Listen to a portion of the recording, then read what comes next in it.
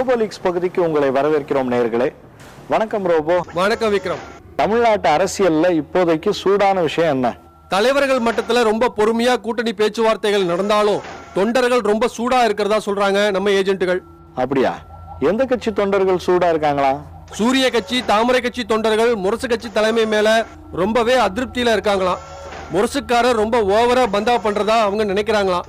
எல்லா இடத்திலேயும் பேரம் பேசிக்கிட்டு எந்த முடிவும் சொல்லாம இழுத்தடிக்கிறது சூரிய கட்சி மட்டும் இல்லாம தாமரை கட்சி தொண்டர்களையும் கொந்தளிக்க வச்சிருக்கான்.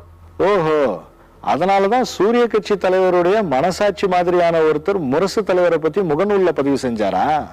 ஆமா, இழுத்தடிக்கிறதால சூரிய தலைமை அதிருப்தி அடைஞ்சிருக்கு அப்படிங்கறத முரசுக்காரருக்கு தெரிவிக்கத்தான் அந்த பதிவான். முரசோட முடிவு தான் என்னவா? ஏன் எல்லாரையும் இழுத்தடிக்கிறாரா? தமிழக அரசியல் இப்போதைக்கு தன்னை சுத்தி தான் இருக்கு அப்படின்னு அவருக்கு ஏகப்பட்ட சந்தோஷமா. அதனால பேரத்துல பிடி கொடுத்து பேச மாட்டேங்கிறாராம். சூரிய கட்சி இன்னும் கொஞ்சம் இறங்கி வரட்டும்னு சொல்றாராம். இதுக்கு சூரிய கட்சி ஒத்துக்கலைனா? அதனால என்ன, தாமரை கட்சி காத்திருக்கு, மக்களுக்கான கூட்டணி காத்திருக்கு. எதுவுமே இல்லைன்னா தனித்து போட்டின்னு அறிவிக்கிறத பத்தியும் ஆலோசனை நடக்குதான். சரி, மற்ற கட்சிகளோட நிலை என்னங்கிறதையும் சொல்லிடு. எதை பத்தியும் கவலைப்படாம இலை கட்சி தன்னுடைய வேட்பாளர் பட்டியலை இறுதி செஞ்சிடுச்சான். தாமரையுடைய கூட்டணி முயற்சிக்கும் இப்போதைக்கு பிடி கொடுக்கலையாம்.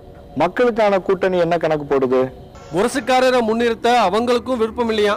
இந்த தேர்தல்ல கட்சி சார்பில்லாத நடுநில வாக்காளர்களை தங்கள் பக்கம் இழுக்கிறது தான் அவங்களுடைய நோக்கமா. கூடுற கூட்டங்களை பார்த்துட்டு நாம சரியான பாதையில தான் போய்கிட்டு இருக்கிறோம்னு சந்தோஷமா இருக்காங்களாம் அவங்க. அடுத்த கட்ட பிரச்சார திட்டமும் ரெடியா.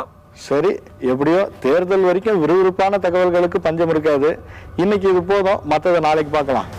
நன்றி நேயர்களே.